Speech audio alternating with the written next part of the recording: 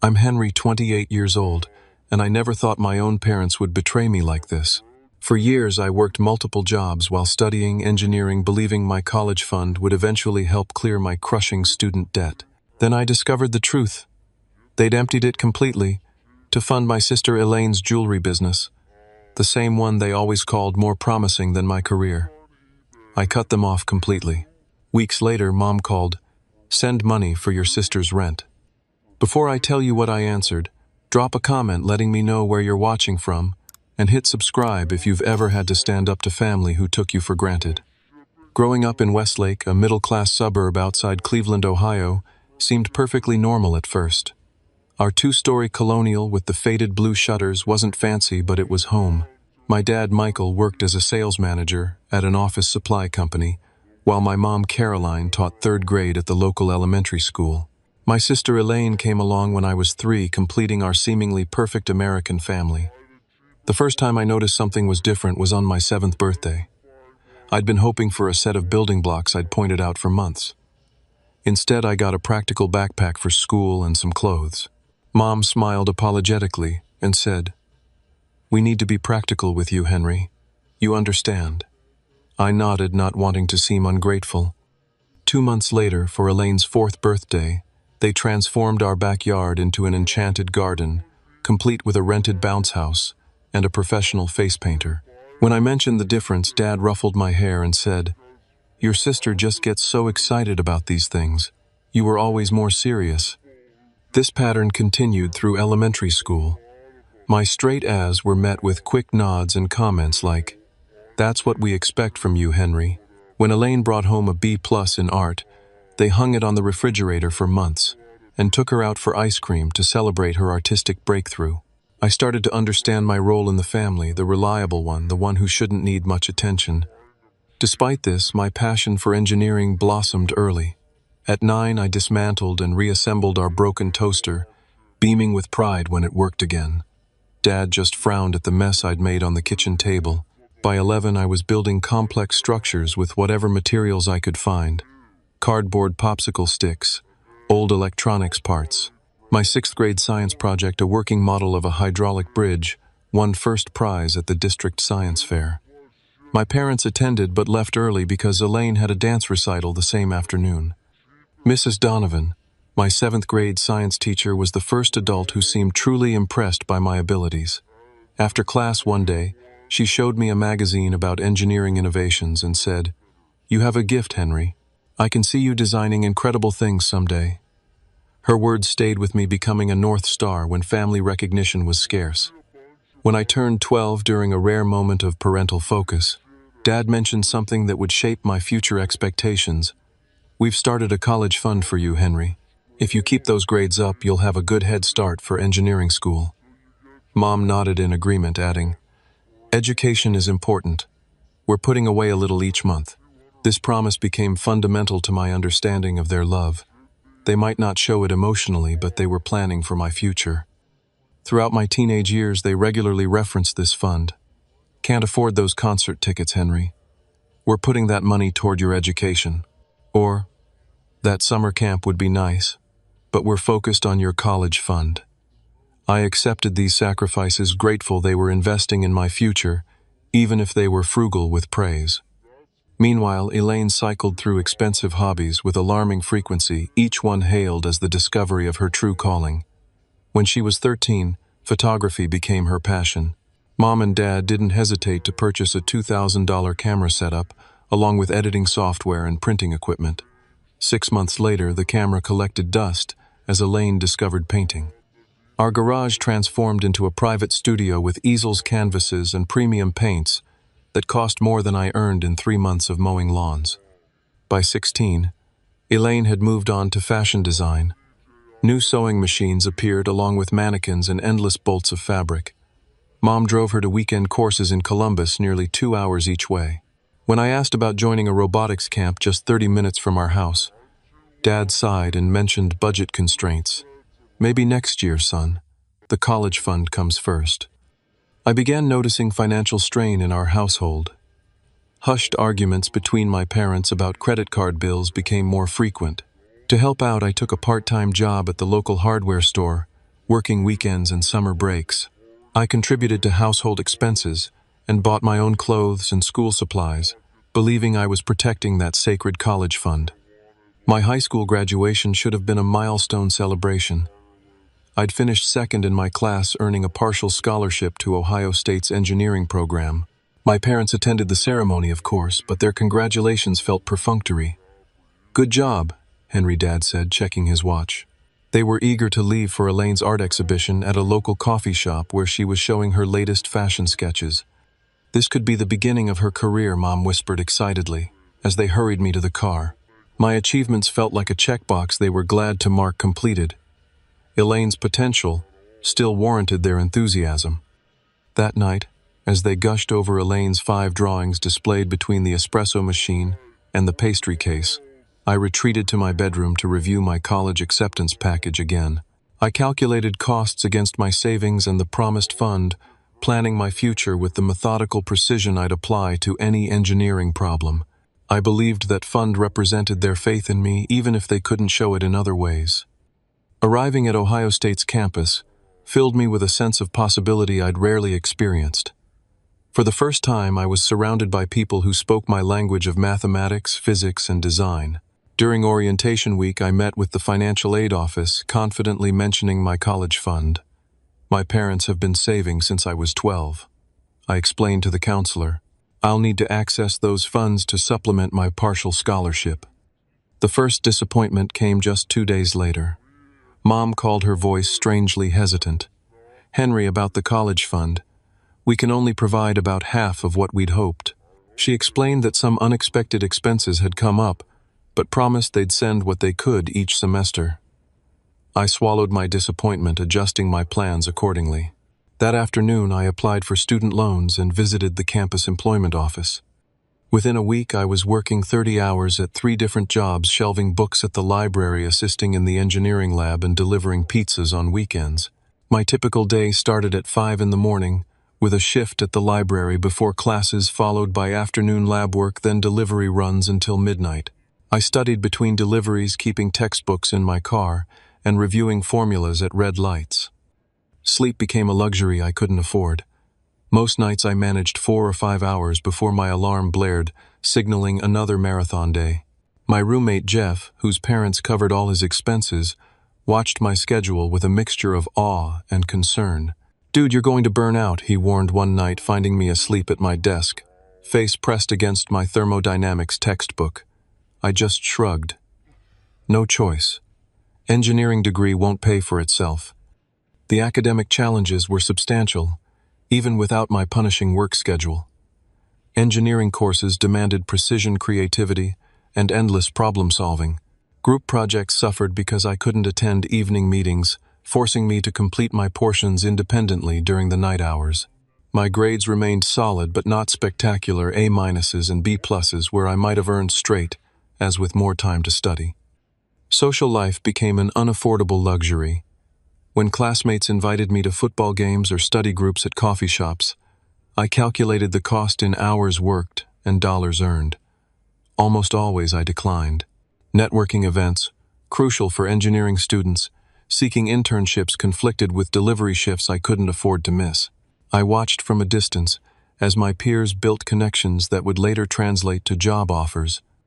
During my first Thanksgiving break, I drove the 3 hours home, eager for a few days of rest.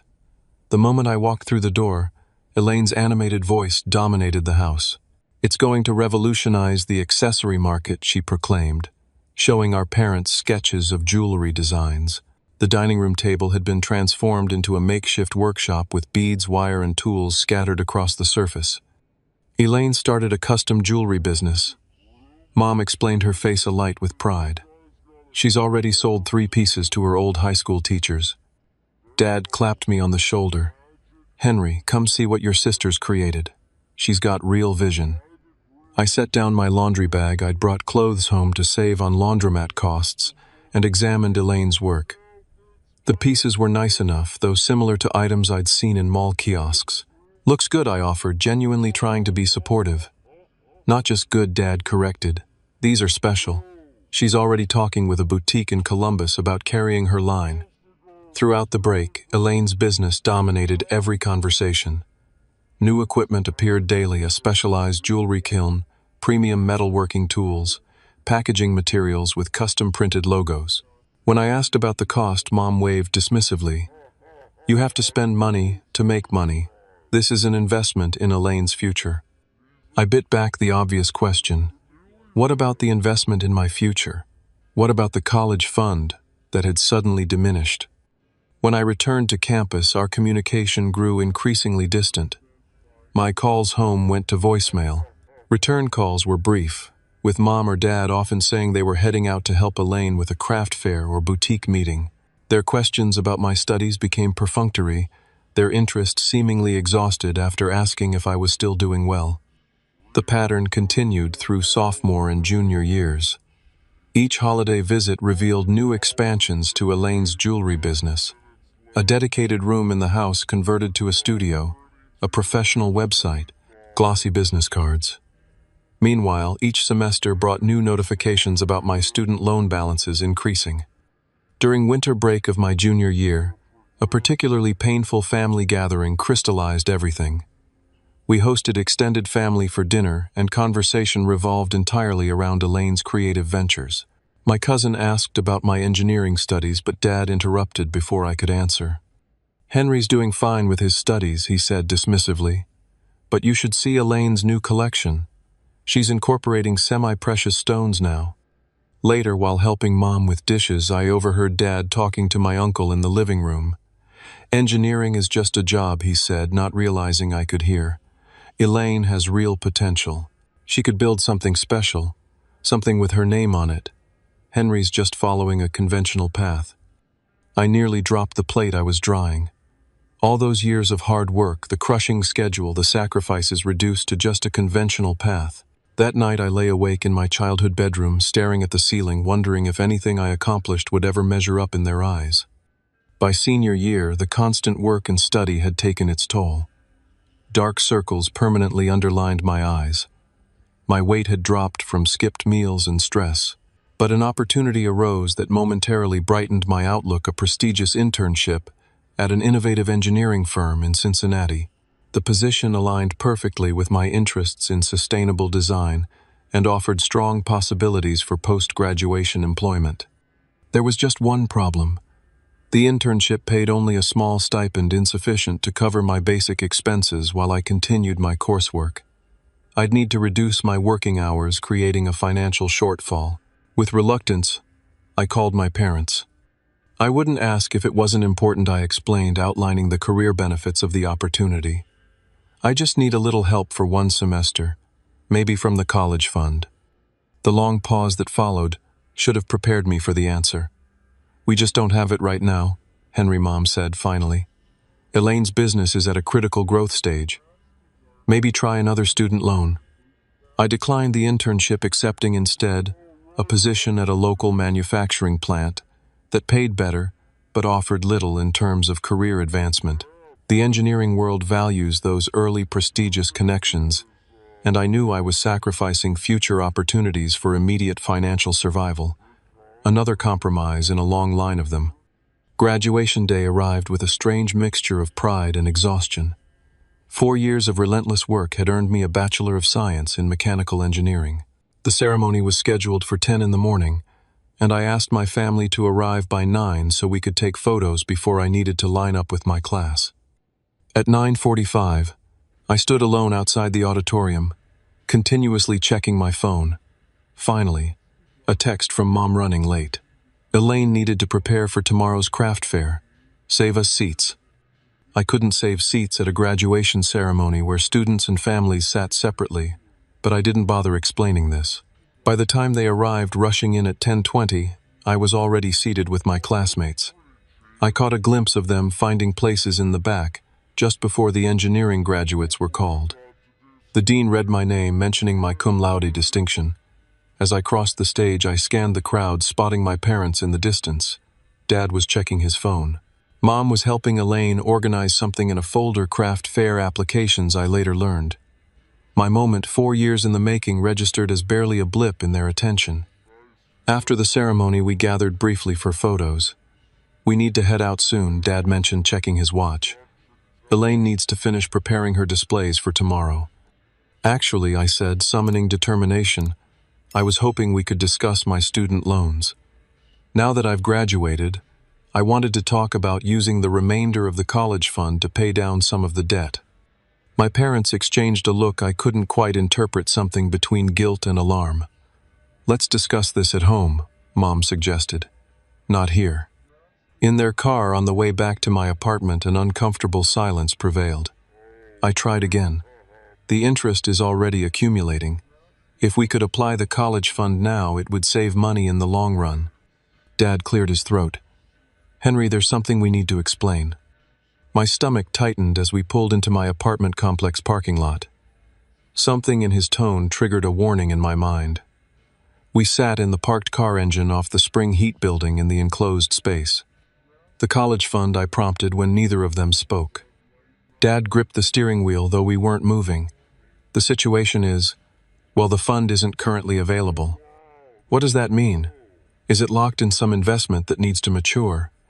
Mom turned in her seat to face me. We had to make some family decisions, Henry. You were managing so well on your own with your jobs and your scholarship. What are you saying? I asked, though a sickening realization was already forming. Dad finally turned to face me. 2 years ago, we had to reallocate those resources. Elaine's business needed capital to expand. It was a family decision based on priorities at the time. The word reallocate hung in the air like poison gas. You spent my college fund on Elaine's jewelry business. My voice sounded distant to my own ears. It wasn't just spending, Mom said defensively. It was investing in the family's future. Elaine's business has such potential. You know how creative she is. My education didn't count as the family's future. The question came out barely above a whisper. You were already on your path, Dad explained, as if this clarified everything. Your degree was happening regardless. Elaine needed that boost to get established. We saw it as having more promising returns. More promising than me. The words weren't spoken aloud, but they might as well have been painted on a billboard. How much, I managed to ask. How much was in that fund before you? Reallocated it. Another uncomfortable exchange of glances. About $47,000, Dad finally admitted. We'd been saving since you were 12. The figure hit me like a physical blow. $47,000. Almost exactly the amount of student loan debt I was now carrying. The debt that would follow me for years, limiting my housing options, delaying any hope of building my own savings, hanging over every financial decision. When were you planning to tell me? I asked, my voice trembling despite my efforts to control it. We thought it might not be necessary, Mom said. You were handling everything so capably. So if I hadn't asked, you would have just let me believe the money was somehow still there. Let me keep thinking you were supporting my education while I worked myself to exhaustion. Dad's face hardened. You're being dramatic, Henry. We supported you in many ways. We're proud of what you've accomplished. Proud. You barely watched me accept my diploma today. That's unfair, Mom protested. We were there. We've always been there. Physically present isn't the same as being there, I countered. You've been Elaine's parents, not mine, for years. The car door opened suddenly from the outside. Elaine stood there looking confused. What's taking so long? I need to get home to finish pricing my new collection. The timing was so absurdly perfect that I laughed, a harsh, broken sound that made all three of them stare. Did you know? I asked her directly. Did you know where all that equipment came from? The website, the marketing materials, the supplies? Elaine's expression shifted from confusion to surprise, then quickly to defensiveness. They said they were investing in my business. There's nothing wrong with parents supporting their children's dreams. They weren't investing new money, I explained coldly. They were using the college fund they promised me. The money that was supposed to keep me from graduating with crushing debt. I didn't know it was your college money specifically, she stammered, looking to our parents for confirmation. But honestly, Henry, art careers are much harder to establish than engineering. You'll make 6 figures right away. I'm building something from scratch. 6 figures, I repeated incredulously. I'm starting at $42,000 with over $47,000 in debt because I had to work instead of taking career-advancing internships. Because every decision I made was constrained by the need to support myself when I thought my money was being saved. You could always work for Elaine someday, Dad suggested, as if offering a solution. Once the business really takes off, keep it all in the family. That was the moment something broke inside me, the last thread of hope that they might recognize the magnitude of their betrayal. I stepped out of the car, retrieving my graduation gown and cap from the trunk. "I need you all to leave," I said quietly. "I can't do this right now." "Henry, don't be like this on your graduation day," Mom pleaded. "My graduation day was already ruined," I replied. "Please go." I walked to my apartment without looking back, hearing their car eventually start and drive away. Inside my small one-bedroom unit, surrounded by engineering textbooks and the second-hand furniture I'd scraped together, I finally let the tears come. That night I didn't sleep in my bed. I sat on my balcony until dawn, watching the stars and wondering how the people who were supposed to love me most could have dismissed my future so completely. The weeks following graduation unfolded in a fog of betrayal and disbelief. I reported to my new engineering position at Midwest Dynamics, a mid-sized manufacturing company that had offered me a starting role in their design department. My colleagues noticed my distraction but chalked it up to new job adjustment. Inside, I was crumbling. After 2 weeks of insomnia and anxiety attacks, I used my new health insurance to find a therapist. Dr. Abrams, a calm woman with gray-streaked hair and penetrating eyes, listened to my story without interruption. "What you're describing is a profound breach of trust," she said when I finished. "Your reaction, the hurt, anger, sense of worthlessness, these are all normal responses to abnormal treatment." During our sessions, I calculated the actual financial impact of my parents' decision. The $47,000, if applied to my loans immediately after graduation, would have saved approximately $21,000 in interest over the standard 10-year repayment period. Beyond the money, the opportunity costs were incalculable. Prestigious internships declined, networking events, missed research projects abandoned due to work conflicts. My phone filled with voicemails and texts from my parents. Their approaches ranged from defensive justifications. "We did what seemed right at the time," to minimizing my feelings. "You're overreacting," to guilt trips. "After all, we've done for you." Not once did they acknowledge the magnitude of their betrayal or offer any form of restitution. 3 weeks after graduation, I agreed to a tense dinner at a neutral location, a restaurant halfway between my apartment and their house. The conversation quickly deteriorated. "We understand you're upset," Mom began, "but family means moving past disagreements." "This isn't a disagreement," I corrected. "You took something promised to me and gave it to Elaine. That's theft." Dad's face reddened. "We raised you better than to speak to us this way. Everything we've ever done was for this family." "Half this family," I countered. "The half that doesn't include me." "That's not fair," Henry, Mom protested. "We've always supported you." With what words? Because it certainly wasn't with actions or money. The dinner ended with no resolution, just a deeper divide. I drove home feeling no closure, only confirmation that they didn't truly grasp what they had done.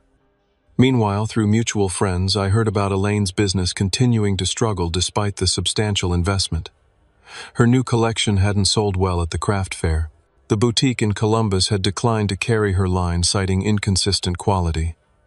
She had expanded too quickly, ordering materials in bulk before establishing demand.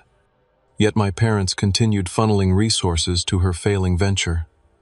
A friend who visited their house mentioned new packaging equipment in Elaine's studio. Another reported seeing Dad dropping off supplies on a weekday when he should have been at work. I made a deliberate decision to establish boundaries. I declined Sunday dinner invitations. I let calls go to voicemail, responding only with brief texts when necessary. I focused instead on building stability in my new life, establishing a budget that accommodated my hefty loan payments, forming connections with colleagues who might help advance my career, finding small moments of joy despite my financial constraints. The real breaking point came 2 months after graduation. My grandmother called, concerned about my absence from family functions. "Your parents seem stressed about money lately," she mentioned casually. "Your father's been helping me organize my finances, asking about my retirement accounts." A cold suspicion formed. After our call, I contacted my Uncle Robert, Dad's brother, and the family member I trusted most. What he revealed confirmed my worst fears. They took out a second mortgage on the house last year, he told me, reluctantly. And they've borrowed against your grandmother's retirement. It's all going into Elaine's business, but Robert, that business isn't making money. I've tried to tell them, but they won't listen. That evening, I composed a formal email to my parents. The message was clear: I would offer no financial support to them, or to Elaine now, or in the future. Their financial decisions were their own, but they could not expect me to rescue them from the consequences. Within hours, Elaine called furious. How could you abandon the family like this? I just need a small loan to get through this rough patch. My next collection will change everything. I blocked her number after that call. Then I changed my own number entirely, sharing it only with trusted friends and colleagues. The guilt trips couldn't work if they couldn't reach me. Building a support system outside my family became essential to my healing. Jeff, my former roommate, had also taken a job in Columbus and became a regular presence in my life. My supervisor at work, Marcus, took an interest in my professional development, offering guidance that went beyond engineering problems. Slowly, I built connections with people who valued me for myself, not for what I could provide or sacrifice. I threw myself into my work with a focus that impressed my managers. While my peers spent evenings socializing, I took on additional projects, earning a reputation as dedicated and reliable. I enrolled in evening certification courses, expanding my qualifications despite my exhaustion. The familiar pattern of overwork was unhealthy, but it provided distraction from the pain and a path toward future security. 6 months after graduation, during a performance review, my supervisor noted my exceptional contributions, but expressed concern. "You're doing outstanding work, Henry, but you're going to burn out at this pace. Success isn't just about technical excellence, it's about sustainability." His words echoed my therapist's recent observations. Both were right. I was replacing one form of self-destruction with another. The child who had strived for parental approval had become a man striving for professional validation with the same desperate intensity. The realization prompted a shift in my approach, not working less, but working more intentionally, creating space for recovery and reflection. For the first time in my life, I began to measure my worth by my own standards, not by anyone else's recognition or approval.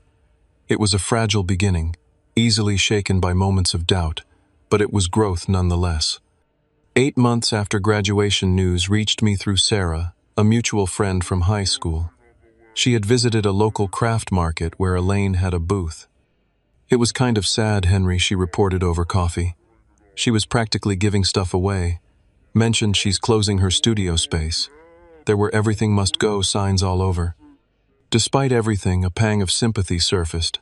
Elaine's dreams were collapsing, and regardless of the favoritism, she was still my sister. The person who had shared my childhood, who had once made me birthday cards with glitter that got everywhere, who had climbed into my bed during thunderstorms when we were small. Sarah continued providing details I hadn't asked for but couldn't help absorbing. She's got some debt with suppliers, apparently. I overheard her talking to another vendor about payment plans for materials she'd already used. 2 weeks later, my cousin Michael called. We'd remained in contact despite my estrangement from the immediate family. "Thought you should know," he said awkwardly. Uncle Michael took a second job working nights at the warehouse. Aunt Caroline is substituting during her summer break instead of taking time off like usual. The information settled heavily. My parents' financial situation was deteriorating just as I'd predicted. The consequences of their choices were manifesting exactly as I'd warned. There was no satisfaction in being right, only a hollow ache. My first indirect contact came when my Aunt Linda called ostensibly to check how I was doing in my new job. After a few minutes of small talk, her true purpose emerged. "Your parents are too proud to say anything," she began carefully, "but they're going through a rough patch. Your father's working himself to exhaustion with this second job. Your mother seems depressed." "I'm sorry to hear that," I replied neutrally. "They made mistakes, Henry. Parents do that sometimes. Not all mistakes involve taking $47,000 promised to one child and giving it to another." She sighed. They see it differently, but regardless, they're struggling. You're doing well in your career now. Maybe you could help out just until they get back on their feet. I'm paying off the student loans I wouldn't have if they'd kept their promise, I reminded her. That's over $600 every month that could be going toward my own future. The conversation ended uncomfortably with neither of us satisfied. After hanging up, I checked social media for the first time in months. My parents' accounts provided glimpses into their situation. Elaine had posted desperate promotional offers, 50% off, everything support local artists. Mom had shared passive-aggressive quotes about family loyalty and supporting each other through hard times, clearly aimed at me, though I wasn't mentioned by name. Friends had commented with heart emojis and vague expressions of support, not knowing the full story. A mutual friend confirmed what I had suspected. Elaine had moved back into our parents' house, unable to afford her apartment any longer. According to this friend, she had fallen into a depression, spending days in bed and blaming the unfair market and people's failure to appreciate handcrafted items for her business failure. She hadn't sought regular employment, still clinging to the identity of entrepreneur and artist. The information triggered conflicting emotions. Part of me felt vindicated. The golden child was facing reality at last. Another part felt genuine sadness for my sister, trapped in a cycle created partly by our parents' enabling behavior. Most complex was my concern for my parents themselves. Despite everything, I didn't want them suffering or working themselves into health crises. After consulting with Dr. Abrams, I drafted an email offering conditional reconciliation. I would help my parents create a financial recovery plan if they acknowledged their misappropriation of my college fund and agreed to stop financially enabling Elaine's unsuccessful business ventures.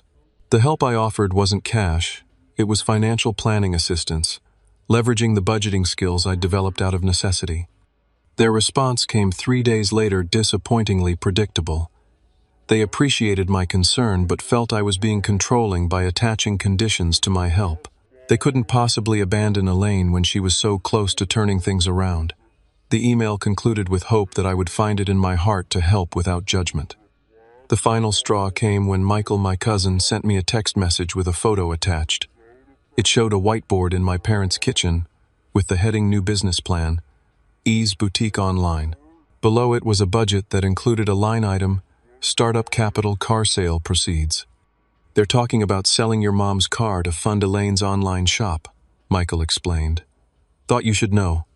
The cycle was continuing. They had learned nothing from the previous failure. The definition of insanity is doing the same thing repeatedly and expecting different results. My parents were embarking on another round of financial self-destruction, and they wanted to pull me into it. That night, I sat on my apartment balcony watching the summer sunset and contemplating boundaries. Dr. Abrams had emphasized that boundaries weren't about punishing others but about protecting myself. I needed to decide what I could offer without sacrificing my own well-being and financial future. I drafted a new email, clearer and firmer than before. I would not contribute to any business ventures. I would not bail out failed enterprises.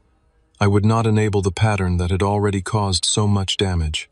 However, I remained open to rebuilding personal relationships if they could respect these boundaries. I never received a direct response to this email. Instead, a week of silence followed, broken only when my phone rang with my mother's new number 1. I hadn't blocked because I hadn't seen it before. The phone vibrated on my coffee table, displaying a number I didn't recognize but with our hometown area code. Something told me who it might be. After 4 rings, I answered cautiously. Hello. Henry, it's Mom. Her voice sounded tired but had that familiar tone, the one she used when she needed something. I hope you're doing well. I'm okay, I replied, keeping my response neutral. How did you get this number? Your grandmother gave it to me. She was concerned about the family rift. A brief pause. We miss you at Sunday dinners. The small talk continued awkwardly for a few minutes, comments about the weather, a question about my job that didn't wait for a complete answer before moving on. I could sense her building towards something, gathering courage for the real purpose of her call. Henry, she finally said, her voice shifting to a more urgent tone. I'm calling because we have a situation. Elaine's landlord is threatening eviction. She needs to pay her back rent by the end of the week, or she'll lose her apartment. I thought she moved back home, I said, confused. She did, but she's still responsible for her apartment lease for another 3 months. She can't break it without paying the full amount. And we've done everything we can. Your father's working double shifts. I've taken extra substituting jobs. We've already borrowed from everyone willing to help. Her voice cracked slightly. We need $4,000 by Friday, or she loses her security deposit too. The directness of it was almost refreshing after months of manipulation and guilt. So you're asking me to send money for Elaine's rent? Just this once, she pleaded. Just to get her through this rough patch until the online store launches. I took a deep breath, centering myself before responding. Mom, what happened to my college fund? The question clearly caught her off guard. What, Henry, this isn't about that. This is an emergency situation. It's directly related, I insisted calmly. What happened to the $47,000 that was supposed to help me graduate without crushing debt? We've been through this, she said, frustration edging into her voice. We made a family decision based on the circumstances at the time. No, you and Dad made a decision. Elaine benefited. I was never consulted despite being the one most affected. I kept my tone even. Now I'm making a decision based on my circumstances. Why isn't Elaine working regular jobs like I did throughout college? She's an artist, Henry. She can't just take any job. She needs time to create. I worked 30 hours a week while completing an engineering degree, I reminded her. It nearly broke me, but I did it because I had to. Why is she different? Don't be ridiculous. That's totally different. Explain how it's different? Mom's voice rose. You're being deliberately difficult. Your sister needs help. And I needed help for 4 years, I countered. Where was this urgency then? I heard movement on her end of the line. Then Dad's voice came on the phone. Henry, this isn't the time for rehashing old grievances. Elaine is facing homelessness. As her brother, you have a responsibility. My responsibility was depleted when you took my college fund, I replied. Did you calculate my student loan interest when you made your family decision? I'll be paying an extra $21,000 because of what you did. Nobody told you to take out those loans. Dad's voice had that familiar defensive edge. You could have gone to community college or taken more time to finish your degree. Nobody told me the money promised for my education had been reallocated either. In the background, I heard Elaine's voice, apparently listening on speakerphone. Just tell him I'll pay him back when my online store takes off. She sounded tearful but entitled. He has a good job, he can afford it. I have a good job that pays $42,000 a year, I stated flatly. After taxes and loan payments, I'm left with barely enough for rent and basic expenses. I drive a 15-year-old car that breaks down monthly. I haven't taken a vacation since college. Where exactly do you think this $4,000 would come from? You must have savings, Mom suggested. My savings account has $900 in it. That's my emergency fund for when my car finally dies completely. The Wilsons next door offered to help, Mom added, switching tactics. People who aren't even family are willing to step up, but our own son refuses. That statement clarified everything about their perspective. They viewed my refusal as a moral failure rather than a boundary. They didn't see their actions as the original breach of trust. In their narrative, I was the villain, not the victim. I have a counterproposal, I said, surprising myself with the clarity that suddenly emerged. I've calculated that the college fund with interest would have saved me $68,000 total. If you're serious about rebuilding our relationship, start with a payment plan to restore what was taken. The silence that followed was profound. Finally, Dad spoke, his voice cold. I can't believe you're keeping score like this. This isn't how family works. It's exactly how you taught me family works, I replied. You assigned different values to your children. You invested in one and exploited the other. Now you're seeing the returns on those investments. This is ridiculous, Mom cut in. We're not going to be treated like debtors by our own son. But you're comfortable treating me like your personal bank after breaking your promises. After everything we've done for you, Dad began. I cut him off. What you've done is show me exactly where I stand. I won't be sending money for Elaine's rent, or her business, or any other financial emergency. What I will do is offer Elaine a referral to my company's HR department. We have entry-level positions that pay well with benefits. She'd have to work regular hours like everyone else, but it would solve her financial problems. She's an artist, Mom protested again. She can be an artist on evenings and weekends, just like I was a student while working full-time. I paused, then delivered my final position. Those are my terms.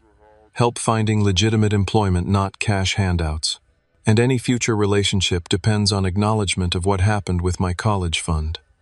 You've changed, Henry, Dad said quietly. You've become cold. I've become clear, I corrected. There's a difference. The call ended shortly after with no resolution.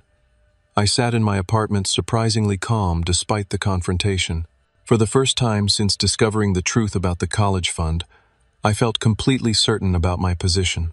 The guilt that had plagued me, the second guessing, the worry that I was being too harsh, all of it had dissipated in the face of their continued expectations and lack of accountability. That night I slept better than I had in months, unburdened by the weight of impossible expectations and one-sided obligation. 3 days after the confrontation call, a knock on my apartment door startled me. I wasn't expecting anyone, and few people knew my address. Through the peephole I saw Elaine, looking thinner than I remembered, and less polished, her usually perfect hair pulled back in a simple ponytail. My first instinct was to pretend I wasn't home, but something made me open the door. We stared at each other for a long moment, siblings who had become strangers. "Can I come in?" she asked, finally. Against my better judgment, I stepped aside. She entered cautiously, taking in my modest apartment with a glance that seemed more curious than judgmental. "If you're here about money, the answer hasn't changed," I said, closing the door. She shook her head. "I'm not here for money, at least not directly." She sat on my couch without being invited. "I'm here because I'm angry with you." This wasn't what I expected. "You're angry with me?" "Yes, you've abandoned the family when we need you most. You've become cold and calculating. You're not the brother I grew up with." My temper flared. "Did you come all this way just to attack me? Because I can show you to the door right now."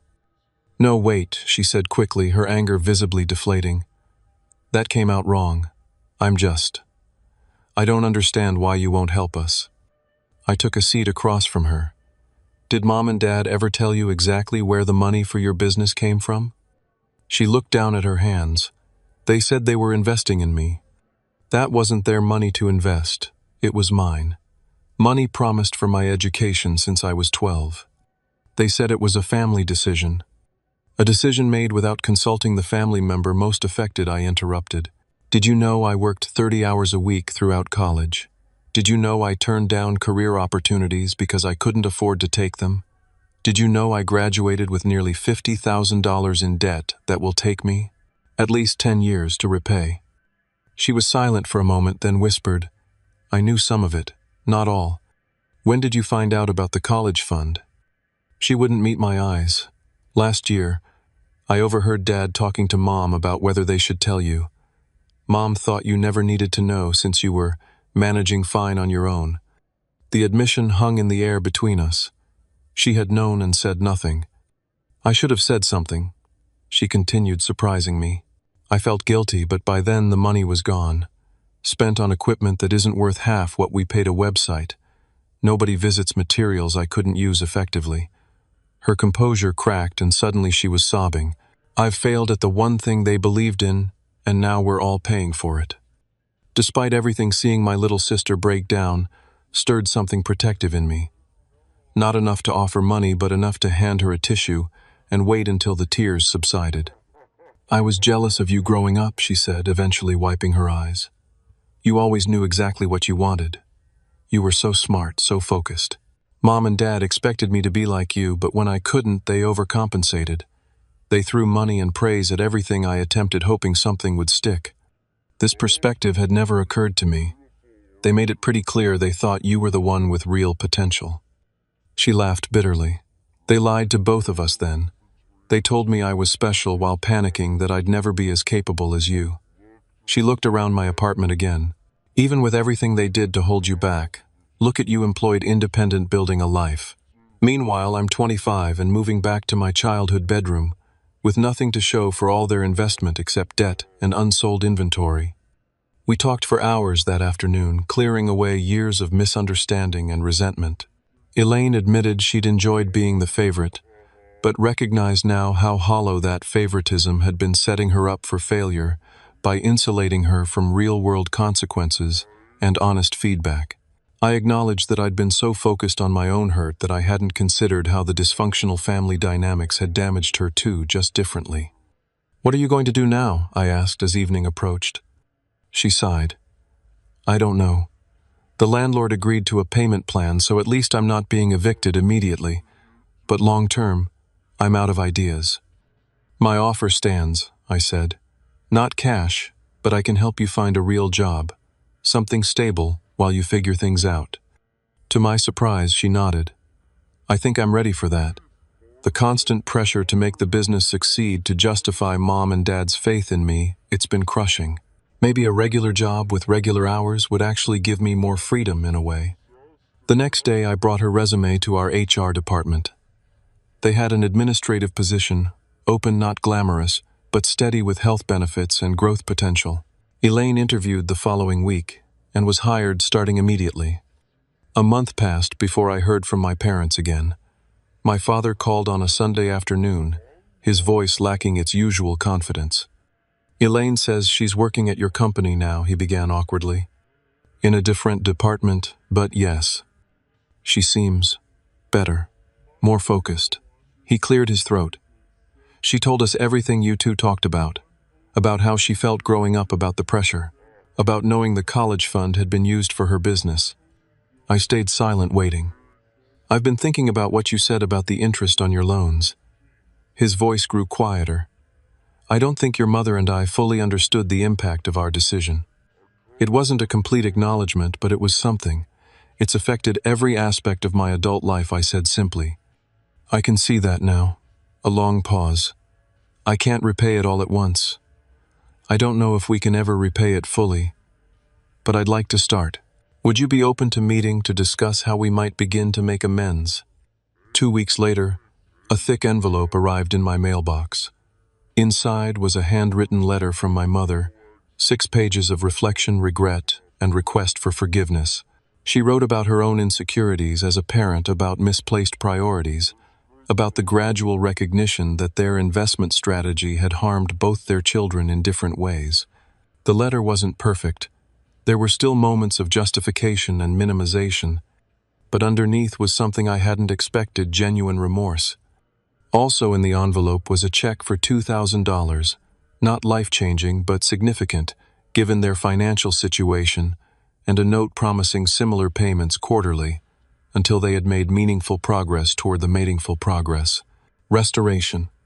The healing process was slow and imperfect. 6 months after our first conversation, Elaine had been promoted at work and had moved into her own apartment, a more modest one than before, with rent she could actually afford. She still created jewelry, but as a genuine hobby, rather than a desperate bid for identity and parental approval. The pressure removed, she found she actually enjoyed the creative process again. My parents scaled back their lifestyle, finally facing financial reality instead of chasing the next business breakthrough. Dad retired from his second job, focusing on rebuilding his health after months of exhaustion. Mom started teaching full-time again rather than just substituting, providing more stable income. They made small but consistent payments toward my loans as promised.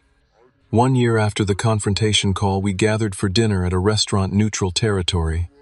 The conversation wasn't entirely comfortable, but it was honest. We discussed boundaries, expectations, and the ongoing work of rebuilding trust. My parents slipped occasionally into old patterns, but now caught themselves or accepted gentle correction.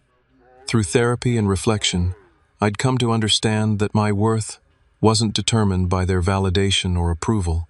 The child who had desperately sought recognition through achievement had become a man who found satisfaction in his own definition of success. I learned that forgiveness didn't require forgetting that boundaries weren't punishment, and that love could coexist with accountability. My relationship with Elaine transformed most dramatically. The artificial competition manufactured by our parents dissolved, allowing us to discover authentic connection as adults. We weren't best friends, but we were allies in healing from a shared dysfunctional past. The most profound lesson was that true family isn't about unconditional financial support or obligation. It's about mutual respect, honesty, and the courage to hold one another accountable. Love that enables harmful patterns isn't love at all, but fear disguised as generosity. Standing firm on my boundaries wasn't selfish. It was the only way to break the cycle that had damaged all of us. My story isn't about revenge or abandonment. It's about finding the strength to say, I matter too. My dreams matter. My future matters. Sometimes the most loving thing you can do for family is refuse to participate in their self-destruction, even when they label your refusal as betrayal. If you've ever had to make difficult choices to protect yourself from family dysfunction, know that you're not alone. Sometimes standing your ground isn't just for your own healing, it creates space for others to grow too. Have you ever had to set difficult boundaries with family? Share your experience in the comments below. And if this story resonated with you, please hit that like button and subscribe to hear more stories about finding strength through life's most challenging moments. Thank you for listening, and remember, your worth isn't determined by others' inability to see your value.